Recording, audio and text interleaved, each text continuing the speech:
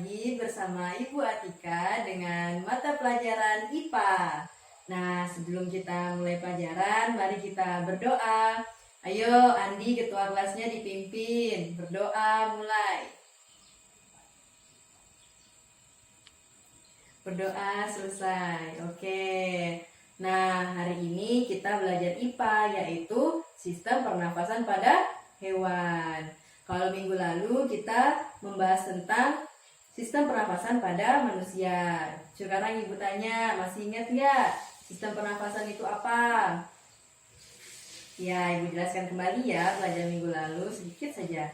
Sistem pernafasan dapat didefinisikan sebagai salah satu cara untuk menghirup udara dan menghembuskannya kembali. Kegiatan tersebut dilakukan secara terus-menerus tanpa disengaja. Nah, tahu nggak gas yang kita hirup dan yang kita keluarkan itu gas apa saja? Oke, yang kita hirup itu gas oksigen, sedangkan yang kita keluarkan yaitu karbon dioksida. Oksigen sangat dibutuhkan oleh semua makhluk hidup karena digunakan untuk proses pembakaran sari-sari makanan. Nah, di sisi lain, bernafas merupakan salah satu ciri makhluk hidup. Untuk melakukan pernafasan, makhluk hidup memerlukan alat-alat pernafasan. Nah, alat-alat pernafasan tersebut berbeda-beda setiap makhluk hidup dan memiliki fungsi dan bentuk yang berbeda-beda. Nah, itu tadi sedikit materi tentang minggu lalu. Sekarang kita masuk ke sistem pernafasan pada hewan. Sistem pernafasan pada hewan mempunyai alat dan fungsinya yang berbeda-beda. Hal ini disesuaikan dengan tempat hidup hewan tersebut. Hewan ada yang hidup di darat, ada yang hidup di air, ada juga yang hidup di dua alam. Oleh karena itu, pernafasan yang dimiliki juga berbeda-beda. Nah, hewan ada yang bernafas menggunakan paru-paru, insang, trakea, ada pula yang bernafas dengan kulit. Nah, kita langsung masuk ke organ pernafasan pada hewan. Yang pertama ada hewan yang bernafas menggunakan insang. Umumnya, hewan yang hidup di air adalah hewan yang bernafas menggunakan insang. Akan tetapi, ada juga hewan yang hidup di air namun dia bernafas menggunakan paru-paru. Contohnya, paus dan lumba-lumba. Diingat-ingat lagi ya, ikan bernafas menggunakan insang. Insang terletak di sisi kepala ikan, bentuknya seperti sisir. Insang dibagi menjadi 3 bagian. Pertama ada rigi-rigi insang, ada lembaran-lembaran insang, dan lengkungan insang. Oke, selanjutnya yang kedua ada hewan yang bernafas menggunakan paru-paru. Yang pertama ada mamalia. Nah, hewan mamalia adalah hewan yang menyusui anaknya. Hewan mamalia ada yang hidup di darat dan ada pula yang hidup di air. Baik mamalia darat ataupun air, mereka sama-sama bernafas menggunakan paru-paru. Hewan mamalia darat yang kita ketahui seperti di sekitar kita yaitu sapi, ada kucing, kerbau, dan lain-lain. Selanjutnya ada hewan mamalia yang di air yaitu ada paus dan lumba-lumba. Alat pernafasan mamalia terdiri atas hidung, batang tenggorokan, cabang tenggorokan, dan paru-paru. Nafas menggunakan paru-paru yang kedua yaitu burung. Burung termasuk golongan aves. Burung bernafas dengan paru-paru juga. Burung memiliki pundi-pundi udara berupa kantung udara. Kantung udara tersebut berfungsi sebagai tempat penyimpanan udara. Pada saat tidak terbang, burung menghirup udara sebanyak-banyaknya. Udara yang dihirup disimpan di pundi-pundi udara. Sedangkan pada saat terbang, burung tidak menghirup udara. Udara telah disimpan di pundi-pundi udara. Oke, selain ada mamalia, ada burung, ada juga reptil yang bernafas menggunakan paru-paru. Reptil disebut juga sebagai hewan melata. Contohnya cicak, kadal, tokek, buaya, komodo, ular, bunglon, kura-kura, dan penyu. Alat pernafasan reptil terdiri atas hidung, batang tenggorokan, cabang batang tenggorokan, dan paru-paru. Pada paru-paru terdiri penyerapan oksigen serta pengeluaran karbon dioksida dan uap air. Pada hewan reptil yang hidup di air, misalnya buaya, pada saat menyelam, hidungnya dapat ditutup sehingga air tidak masuk ke dalam paru-paru. Cara pernafasan reptil adalah udara dihirup melalui hidung, udara kemudian disalurkan oleh batang tenggorokan dan diteruskan ke cabang tenggorokan menuju paru-paru. Selanjutnya ada amfibi. Ayo, ada yang tahu hewan amfibi itu apa? Hewan amfibi yaitu hewan yang hidup di dua alam. Contohnya, katak. Oleh karena itu, katak disebut hewan amfibi karena dia hidup di dua alam. Katak juga merupakan salah satu hewan yang mengalami metamorfosis. Katak bermetamorfosis dari telur, berudu, katak muda, dan katak dewasa. Oke, yang pertama tadi kan hewan bernapas menggunakan insan. Yang kedua, hewan bernapas dengan paru-paru. Dan yang ketiga, ada hewan yang bernapas menggunakan trakea. Hewan yang bernapas menggunakan trakea adalah jenis serangga seperti belalang, jangkrik, kupu-kupu, lebah, kumbang, nyamuk, rayap, dan lalat. Trakea merupakan lubang-lubang halus yang terdapat pada antar ruas badan serangga.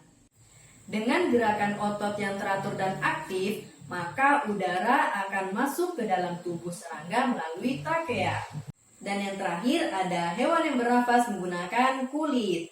Contoh hewan yang bernafas menggunakan kulit adalah cacing. Agar pernafasan melalui kulit dapat terus berlangsung, maka kulit harus selalu dalam keadaan basah. Oleh karena itu, cacing menyukai tempat yang lembab dan basah sebagai tempat hidupnya. Selain itu, cacing juga termasuk hewan invertebrata loh. Ada yang tahu hewan invertebrata itu apa? Ya, hewan invertebrata yaitu hewan yang tidak memiliki tulang belakang. Bentuk tubuh cacing bulat, memanjang. Cacing tidak punya alat pernafasan khusus loh. Oksigen dapat masuk dalam tubuh cacing melalui permukaan kulitnya. Hal inilah yang menyebabkan kulit tubuh cacing selalu basah dan licin. Kulit cacing yang basah dan licin mempermudah masuknya oksigen dan keluarnya karbon dioksida.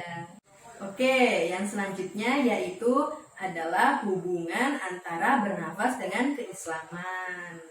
Juga dengan budaya lokal Kalimantan Barat. Pada tingkat spiritual, bernafas sangat penting untuk membersihkan dan memurnikan sel-sel dan sistem syaraf.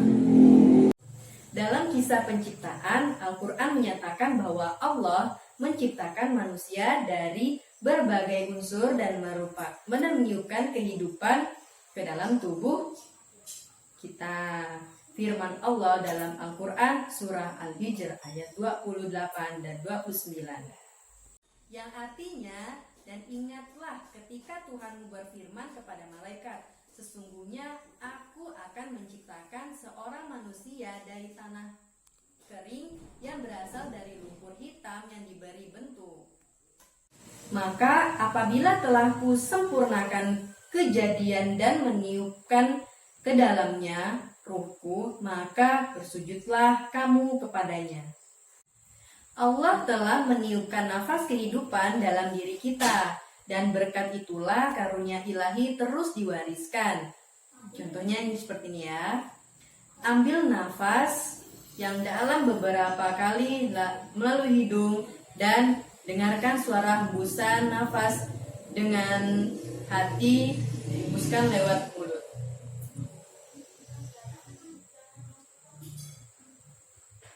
Apakah kalian mendengar suara hu? Dalam bahasa Arab, kata hu berarti dia, mengacu pada Allah. Suara itu adalah doa tanpa kata-kata, pengingat yang konstan tentang siapa kita dan siapa pemilik kita. Nah, yang tadi ada hubungan antara bernafas dengan keislaman. Selanjutnya, bernafas dengan kehidupan lokal. Ibu kaitkan hewan-hewan yang ada di Kalimantan Barat ya. Contoh mamalia khas Kalimantan yang hampir punah yaitu bekantan, owa Kalimantan, pesut, mahakam, tupai, peminum darah, gajah pini atau gajah Kalimantan, lutung merah, dan kucing merah. Ada juga loh katak khas Kalimantan yang jarang kita temui pada saat ini, yaitu katak kepala pipi Kalimantan. Dalam bahasa Latin, Borburala kalimantanensis. Nah, itu adalah jenis kodok dari suku Bombinaritoridae. Katak langka ini terancam punah, merupakan salah satunya katak khas Kalimantan. Katak ini pertama kali dideskripsi pada tahun 1978 oleh Joko T. Iskandar, seorang pakar herpetofauna dari ITB Bandung. Spesiesmen yang hanya satu-satunya ini ketika itu ditemukan di sekitar Nangapinyo, Melawi, Provinsi Kalimantan Barat. Oke, selanjutnya kita akan belajar sambil bermain mengenai alat pernapasan pada hewan. Nah, di sini Ibu sudah ada permainan namanya Gust Movement Sprinter. Nah, ini caranya kita putarkan bundaran yang besar dulu. Setelah itu ada alat pernapasannya apa? Baru ini ada 1-8 yaitu soal-soalnya. Oke, kita mulai ya permainannya. Kita mulai dari putaran yang terbesar dulu. Kita putar sama-sama ya. 1, 2, 3.